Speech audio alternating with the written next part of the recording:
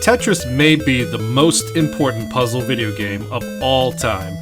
There isn't much to say about Tetris that hasn't already been said. The legacy of the series needs no introduction, being one of the greatest selling games in all video game history, and being one of the most iconic video games as a result. The man responsible for bringing us Tetris is Alexei Pajitnov. Pajitnov would develop the first version of Tetris using an Electronica 60 at the Dornitsin Computing Center. Because he was an employee of the Soviet government, he was not able to receive royalties, and the brand was managed by Soviet company Elektronorgtechnika, or ELORG, who had a monopoly on the importing and exporting of computer hardware and software in the Soviet Union. It would not be until 1996, 11 years after the creation of Tetris, and 5 years after the collapse of the Soviet Union, that Pajitnov would create the Tetris company with Hank Rogers, finally allowing him to collect royalties from his game. The year is 1997. Jinkos are in full effect. South Park made its debut. The Chicago Bulls win their 6th championship in 8 years with a second three-peat. James Cameron's Titanic is released in theaters, and the Nintendo 64 enters its second year as a console. While making a great start, the world was anxious for more games to play. E3 1997 would tease upcoming releases with beta footage. Most notably, Banjo-Kazooie, GoldenEye 007, Conker's Quest, which would later become Conker's Bad Fur Day, Zelda 64, which would later become Zelda Ocarina of Time, F-Zero 64, before becoming F-Zero X, and Tetrisphere.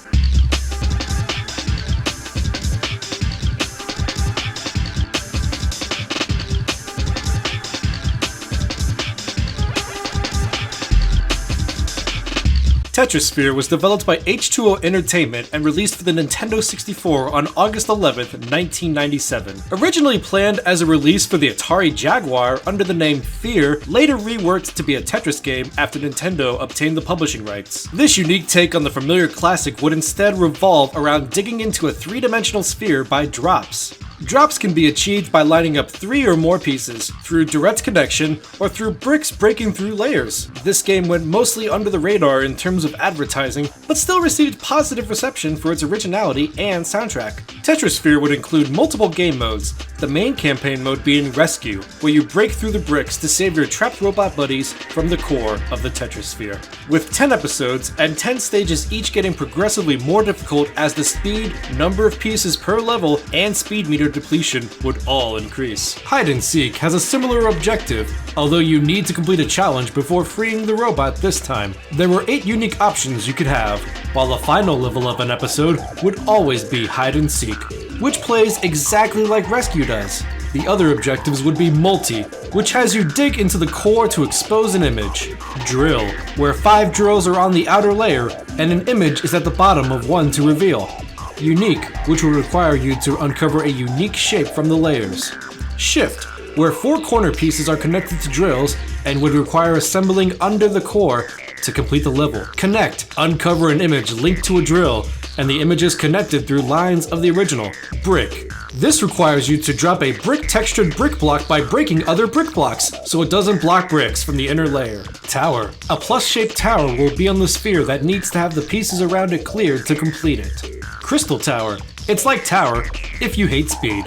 You need to do the same as Tower without breaking blocks next to it, moving pieces into the tower, and being very careful you don't accidentally do one and then ruin your recording because you're trying to get something going. Breaking either of these will be an instant game over. Puzzle mode would give you some breathing room from the drop timer and other RNG elements by giving you limited moves to solve 100 total puzzles. Aside from these core modes, you also had the versus computer and player modes that allow you to challenge yourself or a friend. Time trial mode acts as a score attack mode, challenging you to get the best score you can within 5 minutes of gameplay, although the timer did not expire until your combo came to an end, allowing for some hilarious task videos. There was also a hidden mode if you entered the name Lines in the name entry. This mode would take away the drop and require matching 3 pieces, which would automatically explode.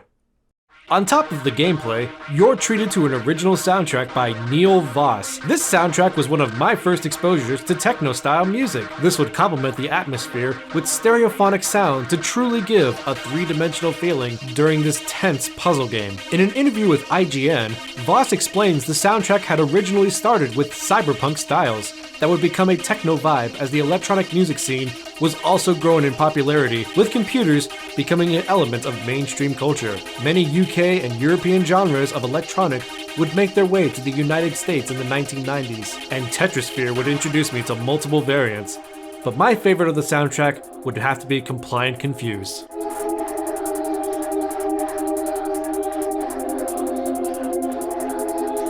Tetrisphere would rank 27th out of the 42 games sold in 1997 by Nintendo. Nintendo Power Magazine would also rank Tetrisphere at number 50 in their 100 Best Nintendo Games of All Time in their September 1997 issue, and Best Soundtrack during their 1997 awards. Growing up, I was the only person in my area that had Tetrisphere, and that's because my mom found it at a pawn shop. It's a great game, but it was never really an essential to the Nintendo 64 library. It's not like I brought it over to my friend's house for them to say, Tetrisphere! You gotta throw out Jet Force Gemini, bro. We're done. Done with that game. Super Smash Bros? Super Smash it with a hammer. He brought over Tetrisphere. But seriously, Tetrisphere is one of my all-time favorite Nintendo 64 games. I can't really give it a definitive ranking, but it's in my top 10. It's a game that I would love to see make it onto the Nintendo Switch so more people have a chance to play it, and Tetris the Grandmaster did get a port last year, so it's not out of the question. After Tetrisphere, it would not be until 2 decades later until another entry would challenge the conventional means with a soundtrack to match. The Tetris effect occurs when people devote so much time and attention to an activity that it begins to pattern their thoughts, mental images, and dreams. The term was first referenced in an article by Jeffrey Goldsmith in May of 1994. It was rediscovered by Annette Erling in a 1996 Philadelphia City Paper article referencing a usage by Garth Kidd on the risk of virtual reality. This phenomenon has undergone a more comprehensive study and is now known as game transfer phenomena. I've gone through this effect with a different game, Flash Revolution, an online keyboard version of the arcade juggernaut Dance Dance Revolution. I would find myself playing hours upon hours of songs, even if they were unique or just a session trying to grind out that perfect score. I'd step away and still see the arrows scrolling along as if I never stopped. But focusing on those seeing the Tetris blocks still falling after stopping the game, the term became an unexpected inspiration for a new entry in the series.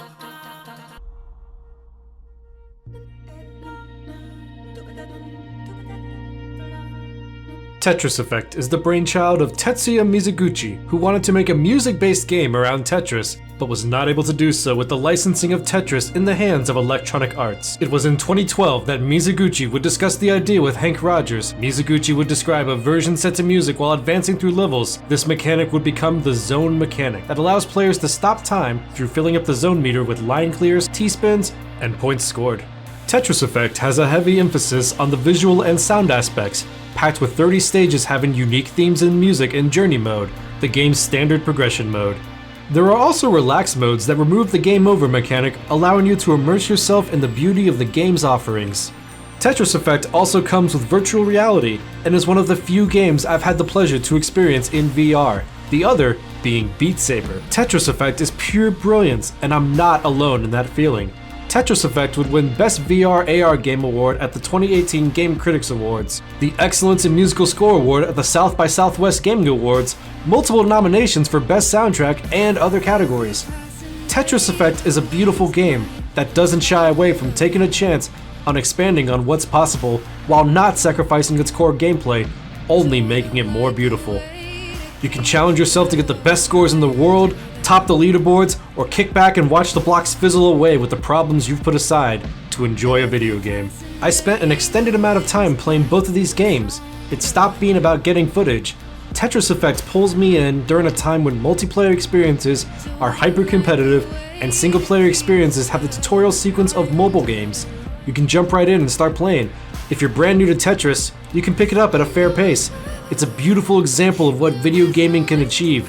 This game blurs the line between video game and art. Is your favorite Tetris game different from Tetris Effect and Tetrisphere? Leave a comment down below letting me know what it is, and thank you for watching.